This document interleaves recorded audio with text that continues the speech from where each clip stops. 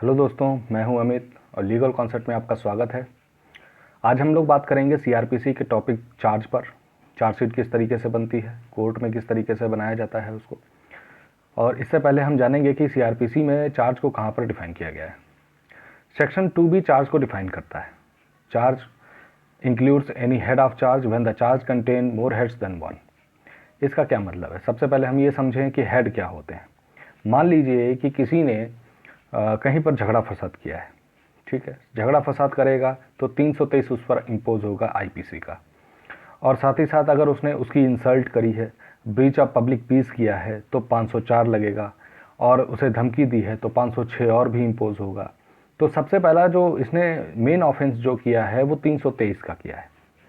323 झगड़ा फसाद करने का ये ऑफेंस लगता है। बाकी सब्सटेंटिव सेक्शंस हो गए, इसके सपोर्टिव सेक्शंस हो गए 504, 506।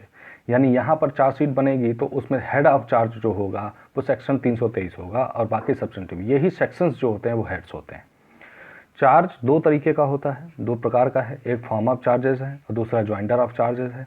ये तौर तरीके हैं कोर्ट के अपने, इनको दो भागों में विभाजित किया गया है बस। इसमें फॉर्म ऑफ चार्ज सेक्शन 211 से 217 तक समझाया गया है कि किस तरीके से फॉर्म ऑफ चार्ज होते हैं। सबसे पहले चलिए देखते हैं कि चार्ज कंटेन क्या करता है। चार्ज सबसे पहले ऑफेंस का नाम बताता है कि क्या ऑफेंस आपने किया है। जैसे कि 323 आपने ऑफेंस किया है, 323 का मारपीट का ऑफेंस होता है। अगर ये लॉ में प्रोवाइड किया गया है, उसकी डेफिनेशन प्रोवाइड की गई है, तो स्पेशली आईपीसी में इस चीज़ को डिफाइन किया गया है। मान लीजिए कि कोई ऐसा ऑफेंस है जिसमें लॉ में उसको डेफिनेशन दे रखी है लेकिन उसके मायने अलग अलग हैं, ठीक है। ऐसी कंडीशन में कोर्ट की ये ड्यूटी बनती है कि एक्यूज को इतना बता दे कि उसने कौन सा ऑफेंस किया है, ठीक है, अगर नाम प्रोवाइड नहीं है तो। चौथी चीज़ ये है कि किस लॉ में उसने ऑफेंस किया है और किस सेक्शन का वायलेशन उसने किया है, ये चार्ज में कंटेन किया जाता है। सबसे पहले 211 को देखते हैं। जैसा कि मैंने पहले बताया कि जो चार्ज है उसमें ये कंटेन किया जाएगा कि कौन सा ऑफेंस आपने किया है। नंबर दूसरा ये बात कहता है कि अगर कोई स्पेसिफिक नाम उस ऑफेंस का है तो ज़रूर उसमें लिखा जाएगा। क्लॉज 3 ये बात कहता है कि अगर स्पेसिफिक नाम नहीं दे रखा है तो ये कोर्ट की ड्यूटी बनती है कि उस एक्यूज को इतना समझाते कि उसने कौन सा ऑफेंस किया है। और चौथा ये बताता है कि उस लॉ का और सेक्शन का भी उसी में कंटेन होना चाहिए कि आखिर उसने किस लॉ का वायलेशन किया और किस सेक्शन में उसमें वायलेशन किया है जिसमें उसकी चार्ज बना है। नंबर 5 ये बात कहता है कि सारी लीगल कंडीशन जो अभी हम लोगों ने 1 से 4 तक पढ़ी वो पूरी हो चुकी हैं और अब चार्ज तैयार किया जा सकता है। ये एक लीगल कंडीशन फुलफिल करने का एक सेक्शन होता है। उसके बाद नंबर 6 ये बात कहता है कि charge shall be written in the language of the court. देखिए, अगर हम लैंग्वेज की बात करते हैं तो कॉन्स्टिट्यूशन ऑफ इंडिया के आर्टिकल 348 पर हम अगर ध्यान दें तो वहाँ पर लिखा हुआ है सुप्रीम कोर्ट और हाई कोर्ट की लैंग्वेज इंग्लिश होगी और लोअर कोर्ट की लैंग्वेज स्टेट डिफाइन करेगी। होता क्या है कि पॉपुलेशन के अकॉर्डिंग जितनी लैंग्वेज का जो विस्तार है किसी स्टेट में, उस तरीके की लैंग्वेज ही ज़्यादातर कोर्ट इस्तेमाल करता है जिससे एक्यूज को समझाने में दिक्कत ना हो।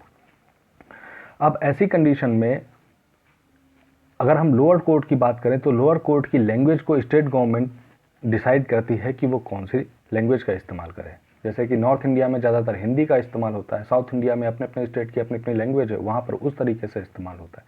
तो ये स्टेट गवर्नमेंट डिफाइन करती है।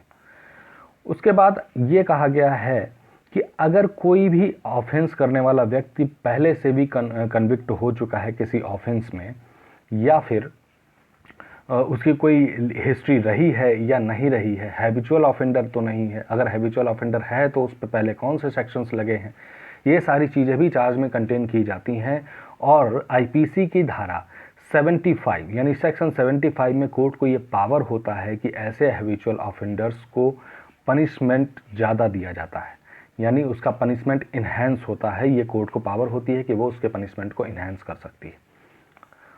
उसके बाद सेक्शन 212 में देखते हैं। सेक्शन 212 में ये बताता है कि अगर किसी व्यक्ति में कोई ऑफेंस किया है तो वो चार्ज में कंटेन किया जाएगा। साथ ही अगर क्या नाम जो उसका टाइम है और उसका प्लेस है वो भी कंटेन किया जाता है। मान लीजिए कि किसी ने मारपीट झगड़ा फसाद किया है तो मारपीट झगड़ा फसाद के साथ साथ वो किस समय पर किया है और किस प्लेस पर किया है ये भी उसमें कंटेन किया जाता है। और किस पर्सन के साथ अगर उसमें संभव हो तो किस पर्सन के खिलाफ किया है वो भी लिखा जाता है। कोई अगर वस्तु हो तो किस वस्तु के खिलाफ किया है वो भी लिखा जाता है।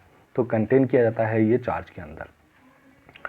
अगर कोई क्या नाम ऑफेंडर क्रिमिनल ब्रीच करता है, डिसऑनेस्ट मिसअप्रोप्रिएशन ऑफ मनी करता है, या कोई मूवेबल प्रॉपर्टी के साथ किसी तरीके का कोई ऑफेंस करता है, तो चार्ज में उसका यानी अगर मनी का है तो मनी का ग्रॉस ऑफ सम लिखा जाता है, या फिर मूवेबल प्रॉपर्टी का डिस्क्रिप्शन होता है अगर मूवेबल प्रॉपर्टी के साथ ऑफेंस किया गया है। ये सेक्शन 212 का क्लॉज 2 ये बात करता है। और ऐसी कंडीशन में क्या है कि मान लीजिए कि किसी ऑफेंडर ने 1 साल के अंदर किसी एक ही व्यक्ति या अलग अलग व्यक्ति के साथ 3 ऑफेंस किए हैं, तो उसका ट्रायल भी एक ही जगह पर चलता है।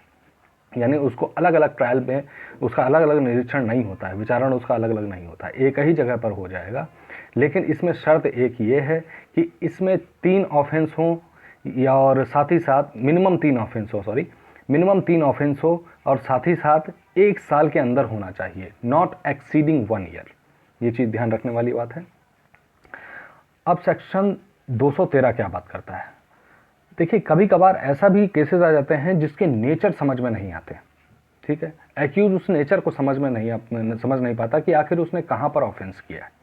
तो ऐसी स्थिति में क्या होता है कि किस तरह से ऑफेंस किया है, क्योंकि manner of committing offence must be stated. ऐसी कंडीशन में मैनर को कंटेन किया जाता है चार्ज के अंदर कि आपने किस तरह से दूसरे इंसान के साथ ऑफेंस किया है। तो ये सेक्शन 212 कोर्ट को पावर देता है कि उसको मैनर समझाए और कम से कम इतना बता दे कि उसने किस तरह से ऑफेंस किया है। अब इसमें एक कंडीशन ये भी है, मान लीजिए किसी ने थेफ्ट किया है। ठीक है, थेफ्ट डिफाइन है, पता है सबको किस तरीके से किया होगा, हाउस ब्रेकिंग की होगी, ट्रेसपास किया होगा, फिर जाकर थेफ्ट किया होगा, या डायरेक्ट थेफ्ट किया होगा।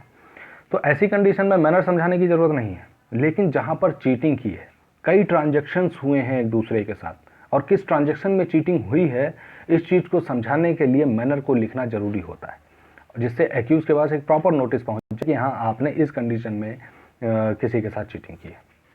सेक्शन 214 क्या कहता है? सेक्शन 214 सिंपल से एक बात करता है कि चार्ज के अंदर जो भी लैंग्वेज का इस्तेमाल होगा वो लीगल लैंग्वेज होगी, वो जनरल में लेमैन की लैंग्वेज नहीं होगी। यानी जो भी उसके अंदर वर्ड्स इस्तेमाल किए जाएंगे, सीधा सीधा आप इसमें देखिए कि in every charge word used in describing offence shall be deemed to have been used in sense of attached to them respectively by the law under which such offence is punishable. यानी जो भी language का इस्तेमाल होगा वो by law होगा, और जिसमें पनिशमेंट होगा वो भी उसमें डिस्क्राइब किया जाएगा। सेक्शन 215 क्या कहता है? सेक्शन 215 कहता है कि अगर कोई एरर हो गई है किसी के चार्ज बनाने में, और जो एक्यूज है वो उस बात को समझ नहीं पा रहा है कि आखिर किस तरीके से उसने, जैसे कोई फैक्ट मिसलीड हो गया, नाम कुछ और था, कुछ और आ गया। ठीक है, क्या नाम, ऑफेंस किसी के खिलाफ था, साक्षी किसी और के आ गए।